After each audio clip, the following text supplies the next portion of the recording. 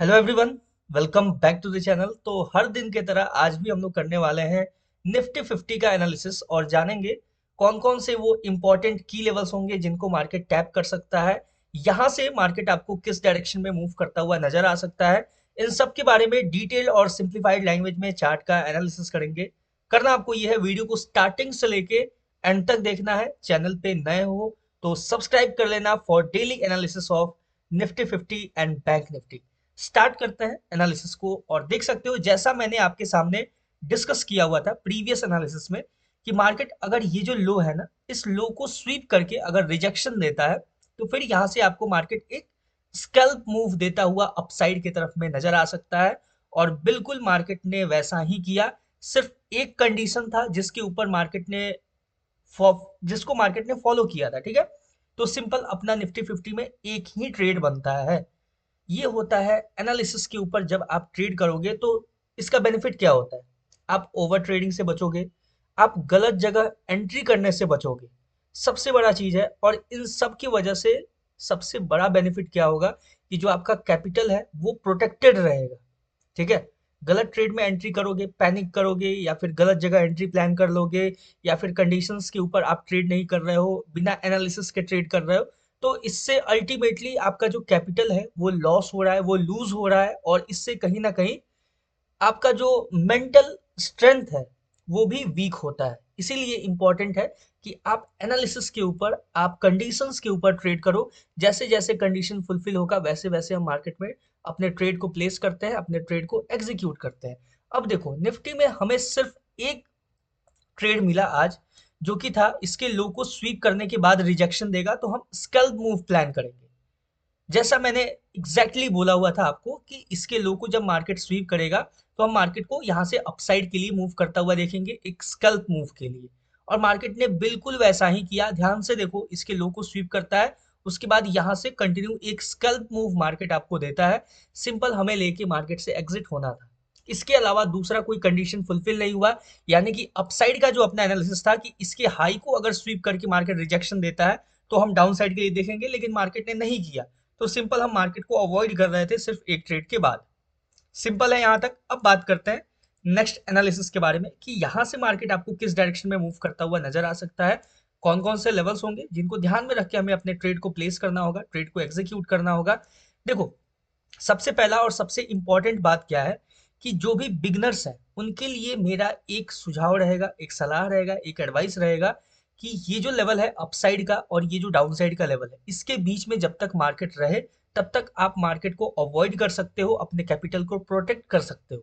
क्यों कर सकते हो, अभी मैं आपको एनालिसिस करूंगा तो वैसे समझ में आएगा। ध्यान से देखना, जो भी यहाँ पे अगर जिस लोगों ने भी यहाँ पे एंट्री प्लान किया होगा इस लेवल तक के लिए, तो वो मार्केट में क्या हुए, ट्रैप हुए। सिंपल सा, क्योंकि मार्केट ने स्कैल्प मूव दिया। इसीलिए कहा जाता है कि मार्केट में आप कंडीशंस के अकॉर्डिंग ट्रेड करो, अपने एनालिसिस के अकॉर्डिंग ट्रेड करो, तो वो ज्यादा बेटर रिजल्ट आपको देता है, ठीक है। चलो, अपसाइड में कौन सा इंपॉर्टेंट की लेवल होगा, ध्यान से देखो। अपसाइड का जो इंपॉर्टेंट लेवल होगा वो रहेगा आपके सामने ये लेवल, ठीक है। इसको थोड़ा सा और हम लोग माइनर करेंगे, ठीक है। माइनर क्यों करेंगे, ध्यान से देखना और समझना।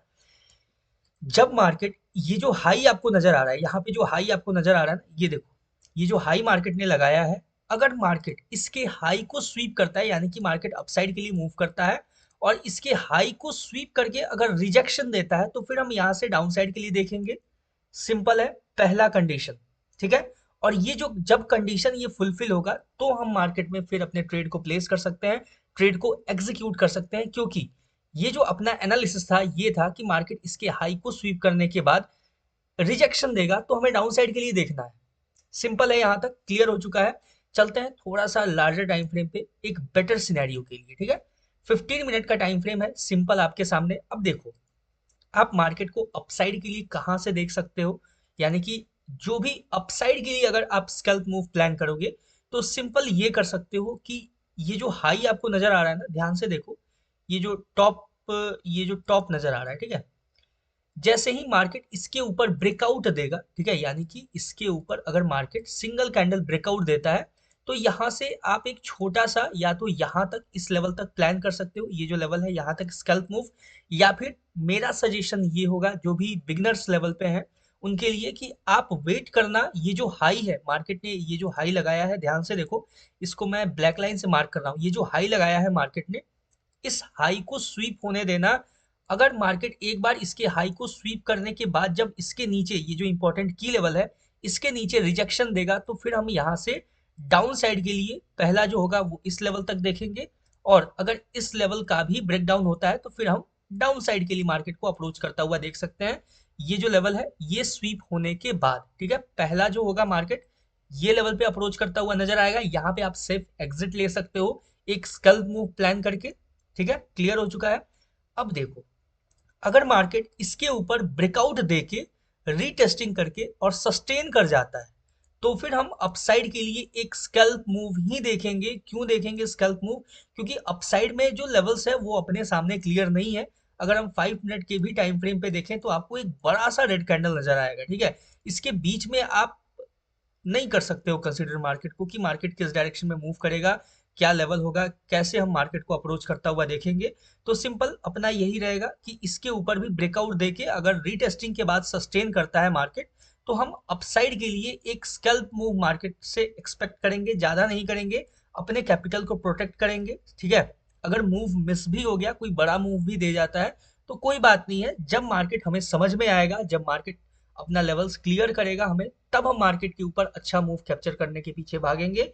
अदरवाइज जब तक मार्केट ये कंफ्यूजिंग एरिया में है अपने, यानी कि मार्केट कोशिश करेगा या तो इसका ब्रेकआउट देके ऊपर जाने का, या फिर ये जो लेवल है इसका ब्रेकडाउन देके नीचे जाने का, तो हम सिंपल वेट करेंगे कि या तो मार्केट ऊपर जाए या तो मार्केट नीचे जाए।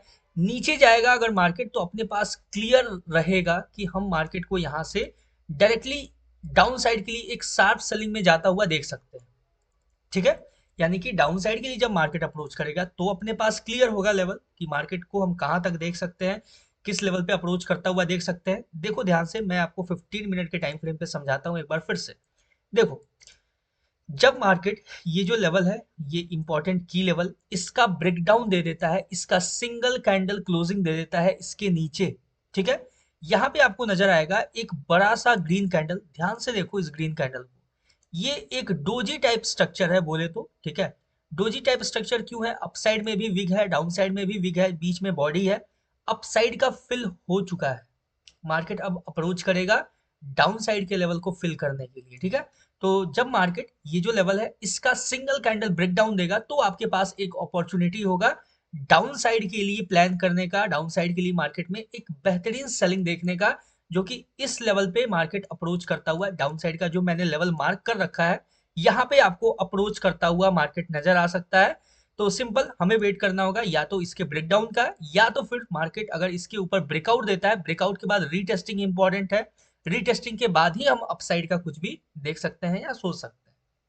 क्लियर हो चुका है यहाँ तक? आई होप आपको कोई कंफ्यूजन नहीं होगा, यहाँ तक ऑल क्लियर। देखो बहुत ही सिंपल है, इसमें ज्यादा कुछ नहीं है। अभी मार्केट एक रेंज में है, और इस रेंज से या तो ऊपर निकलेगा, जो कि चांस थोड़ा कम है। डाउन साइड के लिए मार्केट आपको इसका ब्रेकडाउन देके निकलता हुआ नजर आ सकता है, तो फिर हम डाउन साइड के लिए अप्रोच करता हुआ मार्केट को देखेंगे। जैसे जैसे अपना कंडीशंस फुलफिल होगा, वैसे वैसे हम मार्केट के अंदर अपने ट्रेड को प्लेस कर सकते हैं, ट्रेड को एग्जीक्यूट कर सकते हैं।